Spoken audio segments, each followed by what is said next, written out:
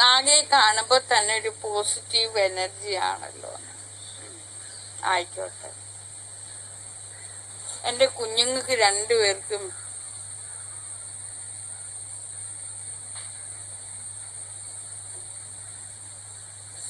ദാനധർമ്മം.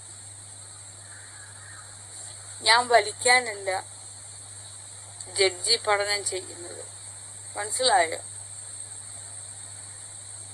ജഡ്ജി പഠനം നിങ്ങൾക്കും ചെയ്യാം. അതിലേക്ക് തന്നെ ലയിച്ചിരുന്നെങ്ങണം.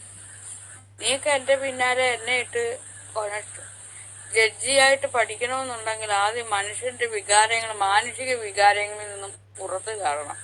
കരച്ചില്, പിഴിച്ചില്, പരാതി പറച്ചില്, അതിൽ നിന്നൊക്കെ പുറത്തു ചാടി പഠിക്കണം. മാനസിക പഠനമോ, മനസ്സിനെ ഇങ്ങനെ അടുത്ത് വിളിച്ചിരുത്തിയിട്ട് ജഡ്ജി പഠിക്കാൻ ശ്രമിക്കണം. മനസ്സിലായോ? അപ്പോഴേ നമുക്ക് എല്ലാത്തിൽ നിന്നും രക്ഷപ്പെടാം.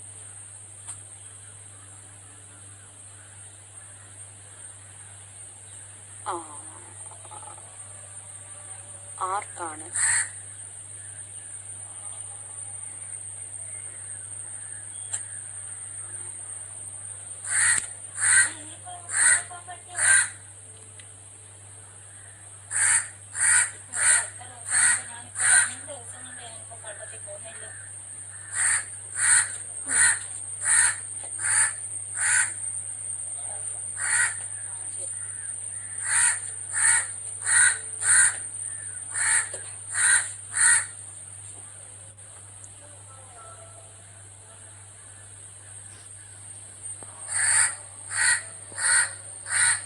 അപ്പോൾ ദാനധർമ്മം ചെയ്യാം.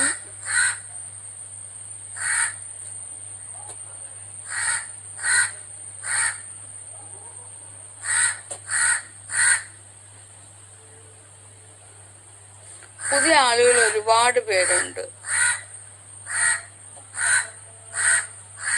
വിജയ് സുധാകരൻ. ഓക്കെ, വിജയ് സുധാകരൻ ഹായ് എന്നൊക്കെ പറഞ്ഞുകൊണ്ട് വന്നിട്ടുണ്ട്. വിജയ് സുധാകരൻ ഒരു കുഞ്ഞ് ദാനധർമ്മം ചെയ്യാം. എനിക്ക് ദാനധർമ്മം ചെയ്തിട്ടുള്ള ആളാ. മോളെ വിജയ് സുധാകര, ഒരു കുഞ്ഞ് ദാനധർമ്മം കേട്ടോ.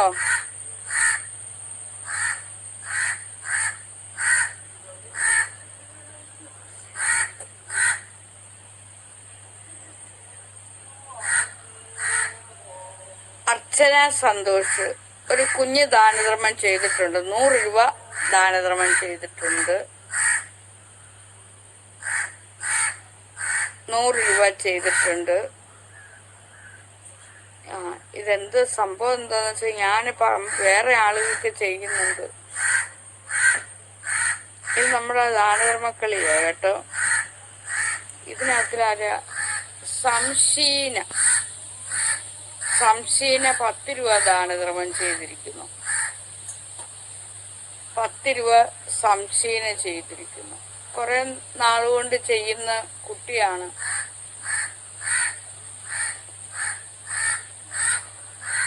സീമ സുഭാഷ് 500 രൂപ ദാനധർമ്മം ചെയ്തിരിക്കുന്നു. 500 അല്ലല്ലോ, 5000 രൂപ ദാനധർമ്മം ചെയ്തിരിക്കുന്നു. സീമ സുഭാഷ്. സീമ സുഭാഷ്, പക്ഷെ ഇത് എനിക്കത് കൃത്യമാവുന്നില്ല. സന്ധ്യ 5 രൂപ ദാനധർമ്മം ചെയ്തിരിക്കുന്നു.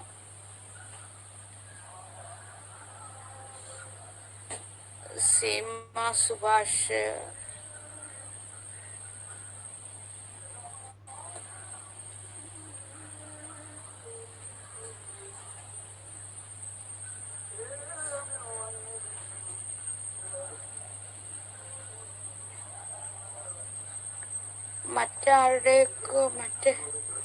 ആരുടെ അത് വേറെയാണെന്ന് തോന്നുന്നു. അതൊക്കെ ഞാൻ മനസ്സിലാക്കി എടുത്തോളാം. ഞാൻ ലൈവിലൂടെ പറയണില്ല. അത് സീമ എനിക്ക് ചെയ്താണോ അതോ മറ്റാരെങ്കിലും? ഇത് ഞാൻ മനസ്സിലാക്കുക. അതൊന്നും നിങ്ങൾ എനിക്ക് പേഴ്സണലായിട്ട് വരുന്നതൊന്നും നിങ്ങളോട് ഞാൻ ബോധിപ്പിക്കേണ്ട ആവശ്യമില്ല.